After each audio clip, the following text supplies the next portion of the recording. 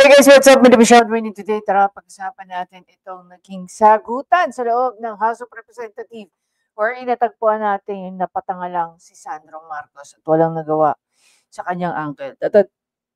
Excuse me guys, tatandaan niyo mabuti, itong si Congressman Toby Tiangco, asawa po niya isang Romualdez na pinsan buo, no?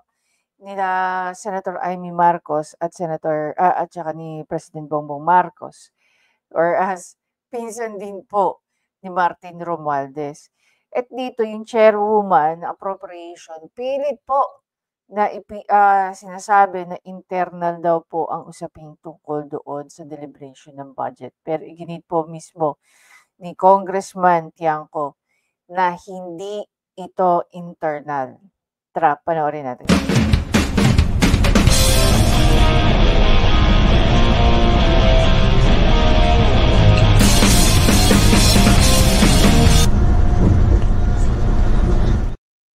And guys, pasensya na kayo at hindi tayo nakakapag-live para magkaroon ng talakayan online and live na live. Unfortunately, for this past few days, medyo marami tayong inaasikaso and marami po tayong tinatapos dahil mapapalapit na po ang bar exam sa darating na ilang araw, no? So, by September 1st week, I think it's September 7, ang start po ng bar exam. So, inasikaso po natin ng ating mga ating mga higher batches or ang ating mga bagong graduate na sabihin natin senior. Trying to process. Ano nga ba matatawag din? But yung mga seniors natin at tayo ay isa sa mga nagiging punong abala. No? Hindi naman na tayo yung chairman, pero mga kaibigan po natin, no, ang kukuha ng mga bar exam ngayon, kaya todo ang ating pag-alalay, no, kung todo na yung kung masasabi natin todo na yung pag-alalay natin last year bilang ako ang isang bar operation chairperson ng university. Ngayon naman po ako ay isang simple ang lang, tumutulong lang, nagvo-volunteer lang po, at maliban dyan, we do other things na on the side. Anyway, so huwag po kayo mag-alala, no? Magbabalik po tayo sa pagla-live most probably anytime this week. Pero meron po akong inaayos na bagong setup, no, sa ating pagla-live. Kasi ang gusto ko po, hindi lang ako nagsasalita. Maaring magpaakit na po tayo ng mga tao, mga suki natin, no, o kasama natin dala sa live, like sila Rizal Dad, si Minerva, si Willeen, si Mang Temyong, si Sir Ignis, si Molong, at marami pang iba. So, para magkakaroon tayo ng talakayan at siguro mas probably konting debate or what. You never know. Pero I want full participation po ng ating mga kasama at hindi lang po tayo nakikilala. No? Gusto ko rin paunti-unti ini-introduce din po natin mga nakakasama sa live. So, parang karambola style, panel discussion ang mangyayari. And I think that will be fun. Minsan invite natin si Kaayo, invite natin si Teacher Mark, si Apolona, si Attorney Libayan, mas probably with si Attorney Neil Abayon. Kung mga libre sila, alam niyo naman pag mga abogado, no? Madalas busy ang mga yan. So kung makakaano lang na makasama natin sila. But anyway, so on today's discussion, ating pag-uusapan, itong pagmamanifest niya, no, ni Congressman Toby Tiangco, no? At talaga namang pinipilit niyang makuha ang copy, no, ng committee report ng small committee. At dito makikita mo na merong konting inis na, no, sa boses ni Congressman Toby Tiangco dahil pinipilit ng appropriation committee chairwoman, internal daw po yun, no. Let's see how this discussion will gonna go through. At the particular item, as a response to the Honorable Tiangco, we will look into the records and look at the particular item. The subject matter of today's hearing is the briefing on the 2026 budget. So this is an internal matter that may be taken up with the Committee on Appropriation separately. So Madam Chair, starting Wednesday, tatanungin natin yung mga departamento, paano nila ginastos yung budget nila. paano natin sila tatanungin kung paano nila ginastos yung budget nila kung hindi natin alam paano sila nabawasan at paano sila nadagdagan?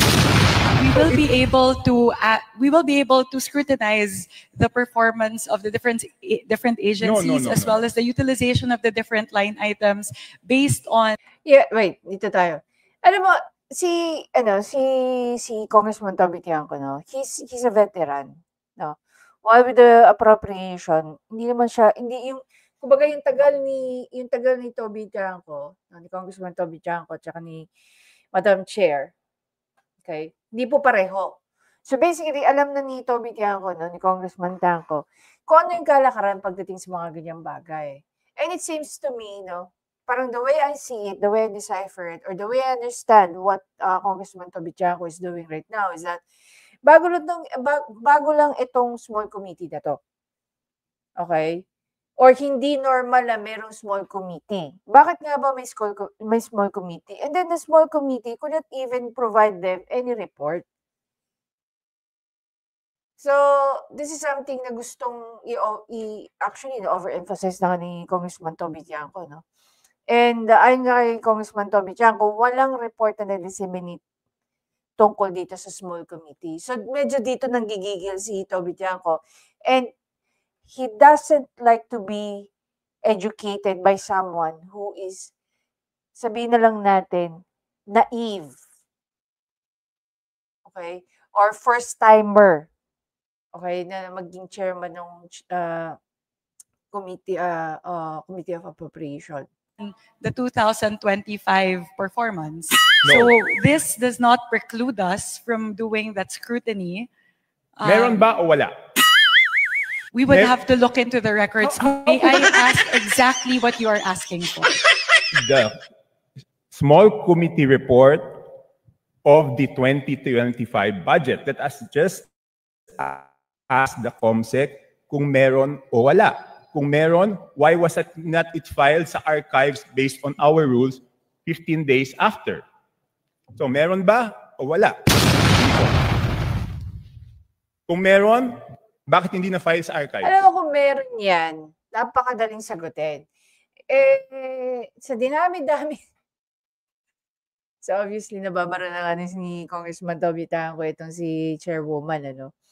And, ang gusto lang naman sabihin ni Congressman Toby Tiangco, aminin nyo na lang sa amin kung meron o wala. Otherwise, kung wala, edi magsabi na kayo. Kung meron, edi good. Diba? Kung wala, I will let you proceed, Madam Chair. I will not hold this budget hostage. Gusto ko lang malaman, meron o wala. The HGAB itself, the output of the small... So, ang tanong lang, yung tanong ni Congressman Toby Tiangco rito is answerable by yes or a no. Diba? Meron o wala. Yes, meron. No, wala. Walang report. And still, she's pushing, no, na merong, she's pushing some explanation. It doesn't even answer the question. Diba? Committee is already embedded into the HGAB itself. So that's the report.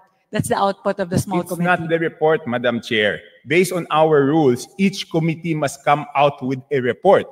No committee is exempted from coming out with a committee report. Please check Section 39 of Rule 9 of our rules. Itong video na ito gawa ito ni Old School Pinoy. Nag-call the friend na si Chairwoman. Call the friend! Hindi ko na masagat! Kasi di ba kung meron, ang dali-dali naman, di ba kawala? Exactly! So Nagtawag pa ng 3 Stooges sa likod. Even Sandro Marcos cannot answer the question, and even the guy next to her cannot even answer the question.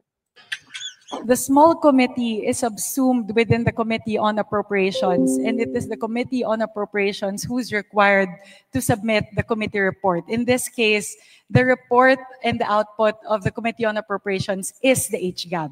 No, it's not. The Walang lusot.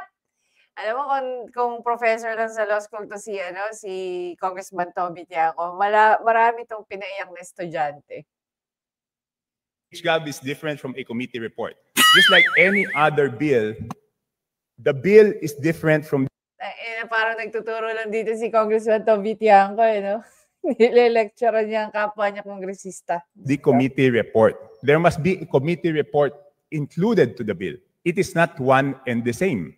At the point of after the committee hearing, Diyos ko, ipagdidiinan pa rin niya yung bagay na mismo si Congressman Toby Tiaco ang nagsasabi ng mali yung mga pinagsasabi mo. The only thing that he needs to know, if there is a separate committee report for this small committee, again, it is answerable by a simple yes and no. Diba? Or kung sa Tagalog, meron at wala. Diba? Yes, we have a report. No, we do not have a report. Yun lang naman gusto marinig ni Congressman Toby Tiaco. At the same time, tatanong niya yan for sure kung meron, diba? Kung meron, then he will move on and ask for a copy. Kung wala, gaya nga na sinabi niya, edi wala, diba? Are done, the Committee on Appropriations comes out with a committee report and then it moves to plenary. At yun na paulit-ulit lang siya. In short, she doesn't know what she's talking about, no? She doesn't understand what Congressman Toby Tiaco is really asking for. Sabihin na lang natin, kunyari hindi niya naiintindihan o hindi niya alam yung hinihingi ni Congressman Toby Tiaco. Okay? Again, the best, I think, no, the best course of action dyan is kung di niya alam yung sagot doon sa tanong ni Toby Tiaco, or if she is not very sure kung ano ang sagot doon, whether meron o wala, or I don't know, diba? Personally, I don't know, then she could easily say, eto, I will refer you to the previous appropriation chairperson. If they were able to create an appropriation, a small committee report as you are requesting it, diba? Which point we approve it and the small committee works. So now the output of the Committee on Appropriations, once that is elevated to the plenary, is the HGAB. No. So there's no... You know what, nag-iikot-ikot lang sila. Alam mo, I'm very sure, even before Congressman Toby Tiaco asked for that, he knows exactly what he's asking for. And definitely, by way of asking it, it means hinanap niya na before pa sila tinanong. Their committee report that needs to be furnished by the Committee on Appropriations apart from the HGAB itself. It is not exempted from our rules, Madam Chair. Maliwanag, Section 39. Gusto niyo basahin niyo? Okay, I will ask the committee secretariat, how many meetings were held?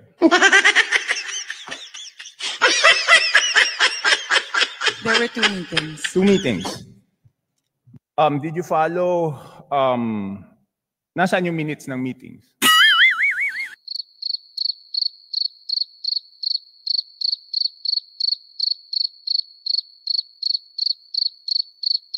Where were the meetings held? What day? Don't tell me pati simpleng minutes of meeting, wala.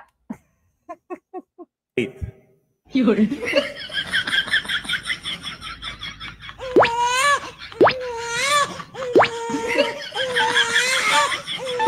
Tangina na walang makasagot sa kanya.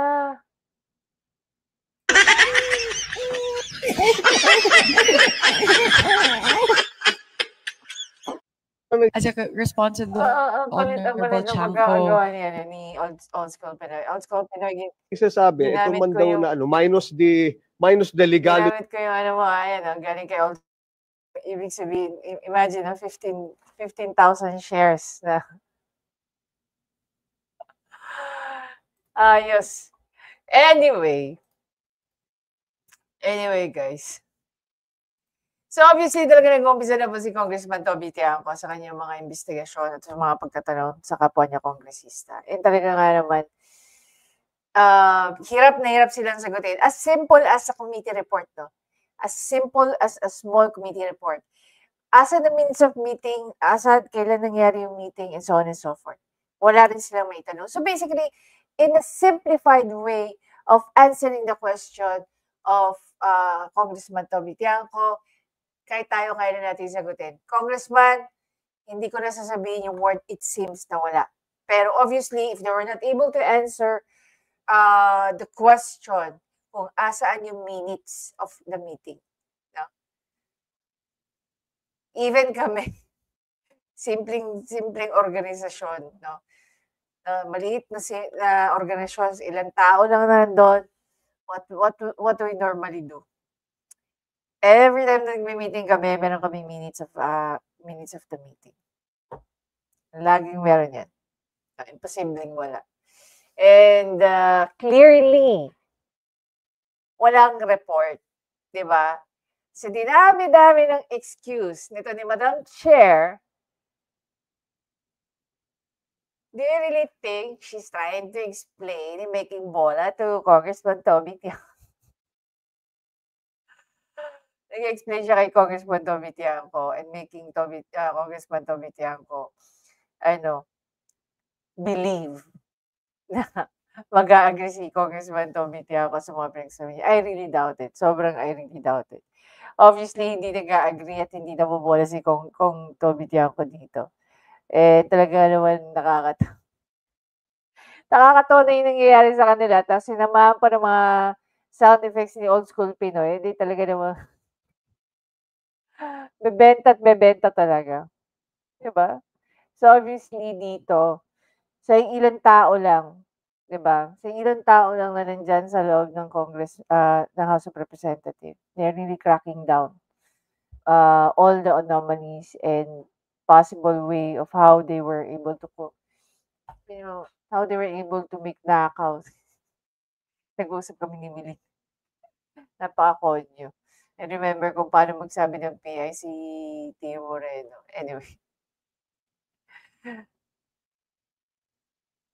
Kahit kayo na lang guys panoorin nyo lang paulit-ulit. Since 4 minutes video. No? And marirealize nyo na matindi na rin talaga yung yung pag-scrutinize ni Kong Toby Tiangco at wala na silang masagot na. And it's nice, no, na televise yung mga nangyayari sa House of Representatives kasi doon pa lang nakikita mo may mga napapahiya. Kaya gustong-gusto nila si Martin Romualdez maging Speaker of the House kasi tuloy-tuloy pa rin ang kanilang happenings. Unfortunately, may mga gaya ni Kong Toby Tiangco na pinuputo ng sungay ng mga tao dyan sa loob ng House of Representatives. And yung tapang ni Congressman Toby Tiangco, sabihin na lang natin, backed up by Bongbong Marcos. Ang nakakatawa lang, no? Imagine niyo, okay, even before we end this video, mas may concern si Kong Toby Tiangco kaysa kay Sandro Marcos na anak niya. Okay? Sa lahat ng ginagawa ni Martin Romualdez, we don't know kung paano pinoprotektahan ni Sandro Marcos yung tatay niya. Diba? Bilang presidente ng Pilipinas. Ninedepensa ni Sandro Marcos ang nanay at tatay niya kay Vice President Sara Duterte, kesyo may death threat daw ang mag-asawa. Pero hindi pinoprotektahan ni Sandro Marcos ang tatay niya sa potensyal na maging problema ng tatay niya once na siya ay bumaba bilang presidente. Diba? Paano kung lahat ng mga korupsyon sa termino ni Bongbong Marcos siya ay maimbestigahan din? Can Sandro Marcos protect his father? Hindi. Ngayon pa nga lang, hindi niya pinoprotektahan eh. Hindi niya pinoprotektahan sa mga taong ganid na kasama niya dyan sa House of Representatives. Diba?